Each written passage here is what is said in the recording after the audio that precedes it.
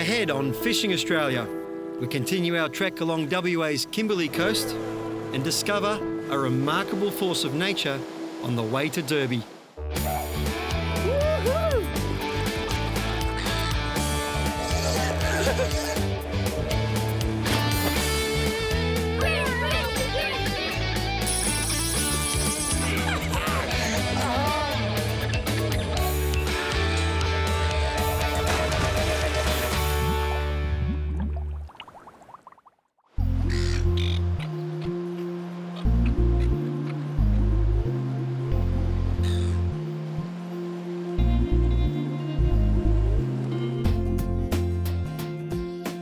Having landed in Broome and taken on the somewhat surreal surroundings of Roebuck Bay, the day trip up to Lombardina provided a more traditional Kimberley experience. Rightio. Look at that boy there. He's well over a metre. He'd be 12, 14 kilo. Beautiful fish. And a standard catch up here, Robbie. Yeah, we catch them like this quite regularly, yep. Yeah. Our next stop, Derby, a small town overlooking King Sound, about 200 kilometres northeast of Broome. And while the town may be small, with less than 5,000 residents, it has something very big going for it.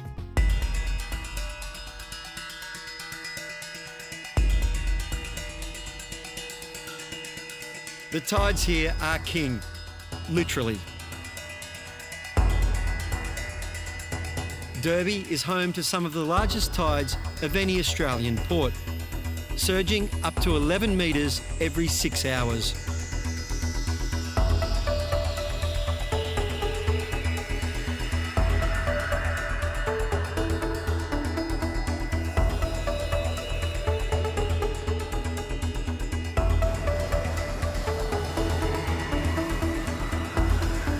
Derby isn't the only destination in WA's northwest where the awesome power of water is evident.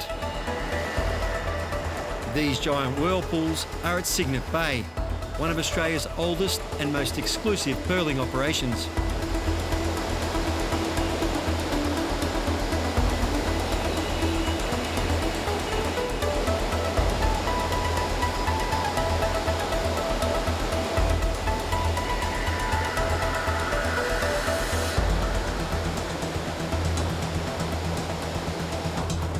Leaving Lombardina the day before and bound for Derby, the detour to Cygnet Bay was inevitable. Perched at the tip of the Dampier Peninsula, Cygnet Bay is a truly unique experience, and certainly not short on stylish adventure.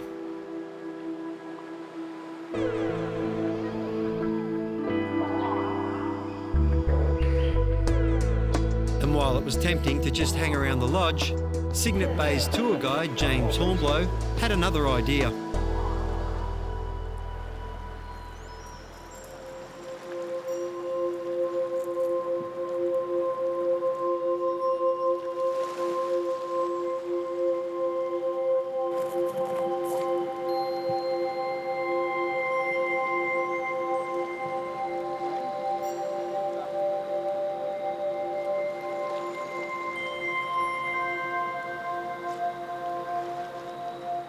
How's this beautiful little spot, Shelley Island? I'm casting around a deeper lure for a reef fish, and James is spinning across the top, and we've hooked a little fish of some sort.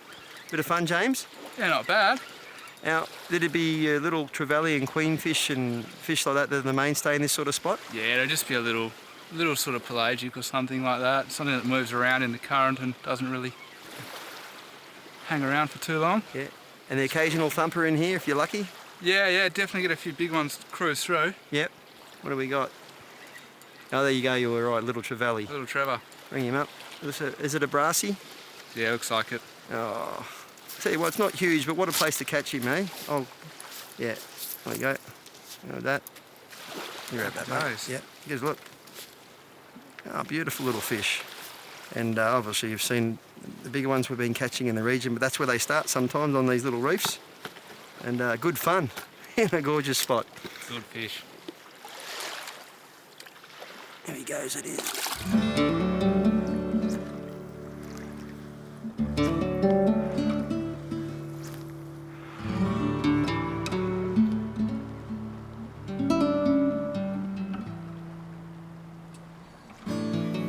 Kay on again here.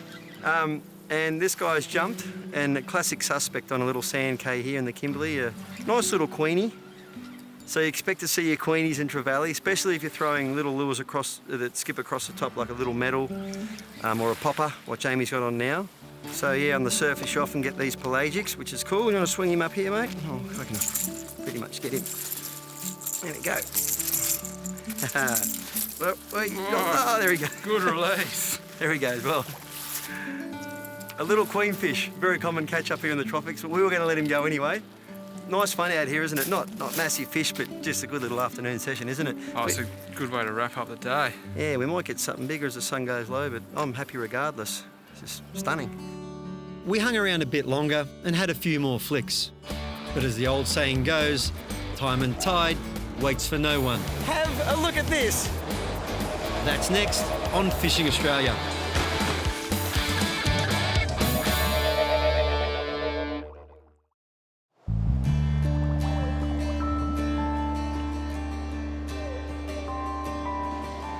It's Australia's only working pearl farm open to the public.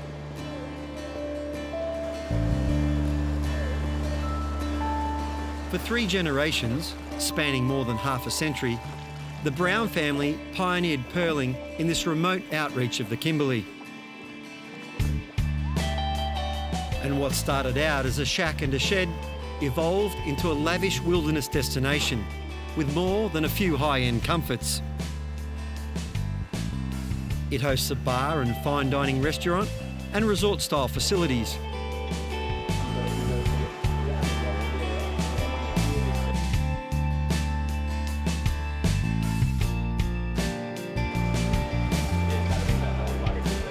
There's also a variety of accommodation, from private campsites to these luxury safari tents, just a few steps from the beach and the bay.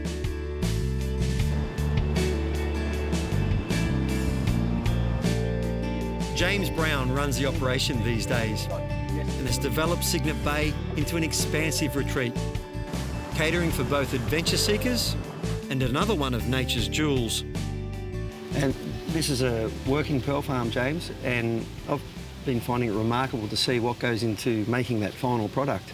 Yeah, there's a lot of facets to growing pearls, from fishing or diving for the wild shell and bringing them back to the farm, nurturing them, all the rest of it. So I think a lot of people know that, you know, West Australia is synonymous with pearls and this is where the best pearls in the world come from, but they don't really know a lot about it. Yeah. And so I really wanted to, I suppose, open up the gate, so to speak, and invite people in, and it's working really well. People are genuinely interested, and I liken it to the sort of cellar door of what the wine industry did. And you know, this is the first working pearl farm open to the public, but I wouldn't be surprised if it's something that other people take up in time. Maybe there's a bit of a region where this happens.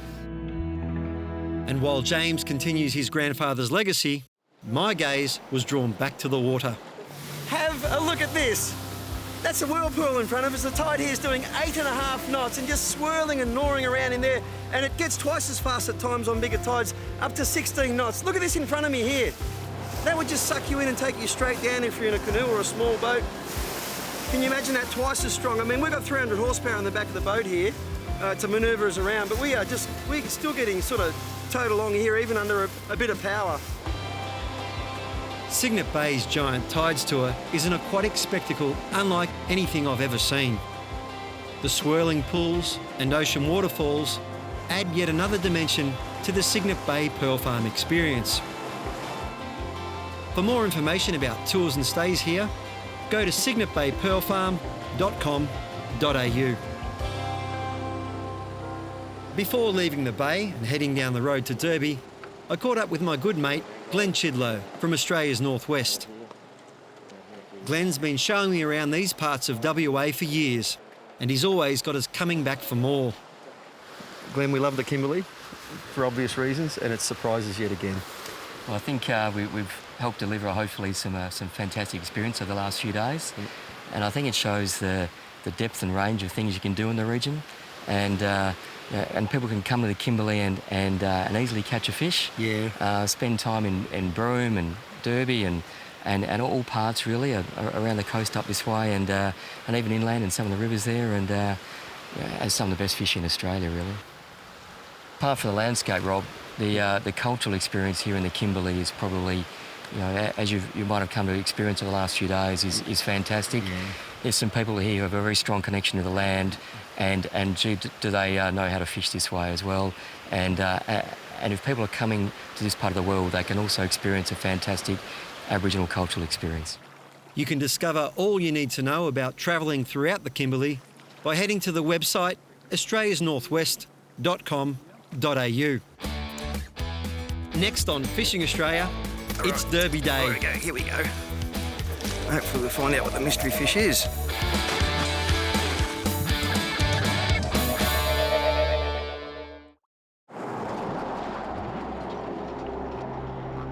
Stage 3 of our Kimberley trek is Derby. On the way, we stop at the fabled Boab prison tree.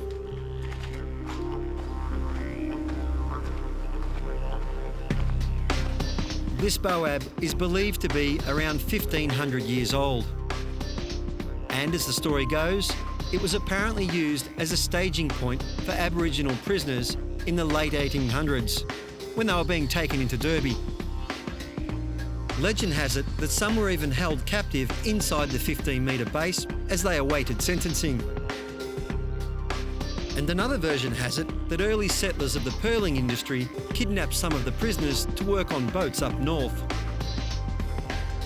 These days, the tree is a protected Indigenous site. Just a few minutes' drive is Derby itself. My base here is the Spinifex Hotel. The property has just been renovated and offers a modern and relaxing atmosphere, with a fantastic restaurant and accommodation well above the standard of your regular country getaway. For more information, check out their website.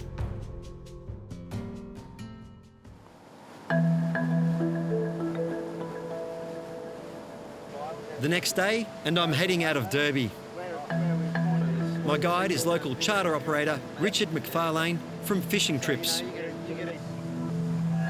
We're cruising north on a mission to explore the many creeks and systems that pepper this part of King Sound.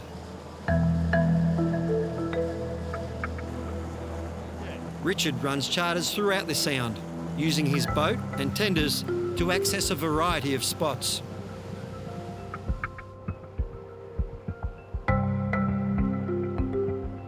Richard, this looks absolutely beautiful up here, mate. It's my first trip to Derby, and I'm looking forward to wetting a line here.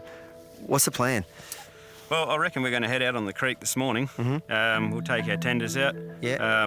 The fish that lurk underneath these waters is just unknown. So I reckon we'll go and chuck some lures in, and let's see how we go. I'm looking forward to it. Let's get in. We settled into the rhythm of the session and started our circuits. 2 different creeks at the end here? Yeah, so you got this arm that goes through this way, and then the one down there runs on for a bit further. Yeah. And then there's another couple of branches of the arms off down that one. But where we're fishing at the moment is where they're both going to drain in. Yeah, okay. Some obviously good structure here on your right-hand side. And massive tides here, of course. Yeah, you're looking at around about 8 to 9 metres of movement probably in this creek system. So probably about just a bit below mid-tide now. Yeah. So that most of this will drain dry, and maybe a little channel left in the middle. There'll be a little channel left in the middle, yeah. So whatever we catch here now has to move back out, right? Or into the channel at the very least, yeah. We continued our various legs, on the move, and also stopping at a few spots, then moving again. The question, of course, who's getting on first, and what will it be? Well, we're on. We've been dropping a few baits down here. Richard? Yeah, bit of squid. Feels good, yeah. Yeah, where are you, mate? Got a bit of weight to him. Yeah, good. I'll duck under you there. I might take a seat here for a minute. What do we got here? Suspect, finger mark. I'm hoping. Little mulloway. Yeah, there you go. Very nice. You said we might see some mulloway or jewfish in the system. Only a little guy for here, of course. He is. But it's a good sign, isn't it? There you go. Absolute ripper. Yeah, there's a similar species overseas. We call it croaker for obvious reasons. You can hear him croaking away there. So yeah, all right, it's a start, mate. Not a bad start, and Richard couldn't wait to get his fingers on the next one. Again, mate, looks like the bait's doing the job today, and that happens. Yeah. Some days it's the lure, some days the bait, some days it's neither, some days it's both. Oh, look at that. What do you got? Nice little finger mark. Oh, beautiful. Yeah, common catch up here. They beautiful table fish too. You can see where they get the name from, the finger mark there. But he's only a little guy for here, but sensational table fish. Yeah. And good fun. Absolutely. So we made our mark, but it was time to upsize. Yeah, maybe. Good fun. That's next on Fishing Australia. And you can keep up with all the action, adventure and excitement from our travels by going to the fishingaustralia.tv website. You'll find tips to help you land that dream catch, plus info about our destinations and all those who form the Fishing Australia family. And make sure you follow us on Facebook, Instagram and Twitter.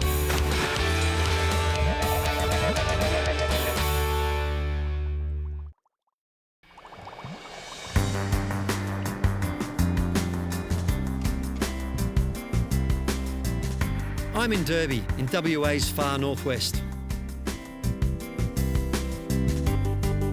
By any measure, this little town is just a short day trip from Broome. On the edge of King Sound, Derby offers a wide range of fishing. You can ramble along the iconic wharf and wet a line with locals. Or if you're feeling a little more adventurous, you can join a charter like Fish and Trips and head out to explore the many creeks and deltas of the Sound.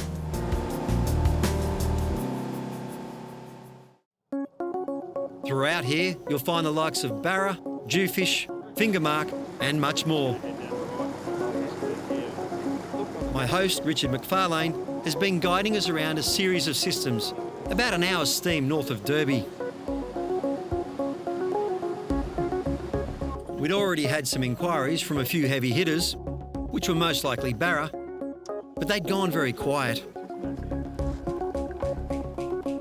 So we continued to move around to see what else was looking for a feed.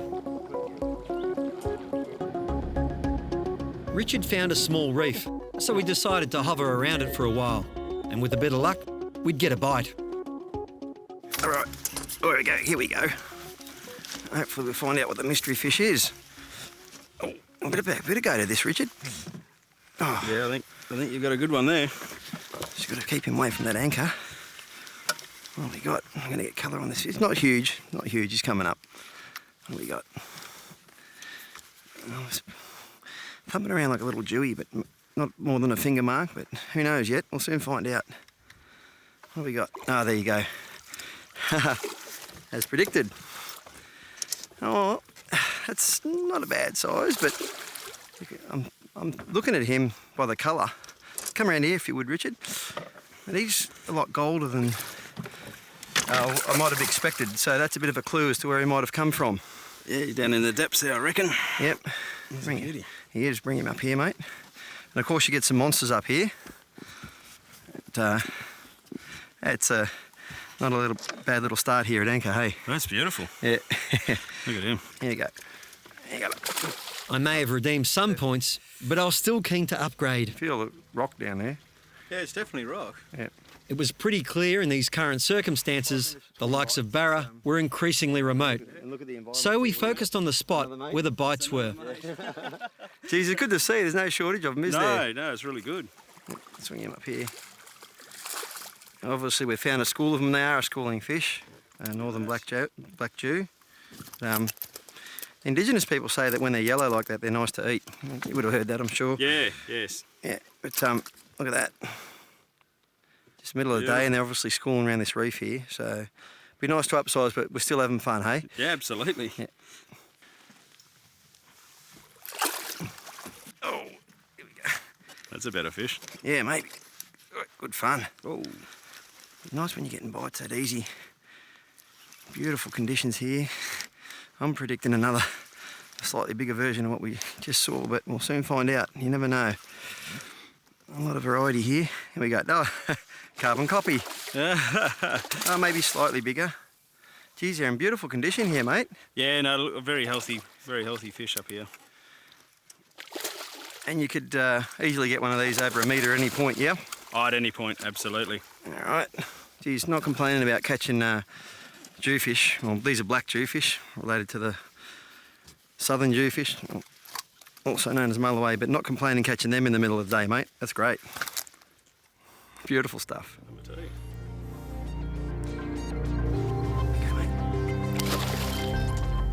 And that would do for now, so we turned back for Derby. Heading back, there was one thing I was sure of. I would return to the Kimberley. That was inevitable, because the magic of this amazing corner of Australia is always calling.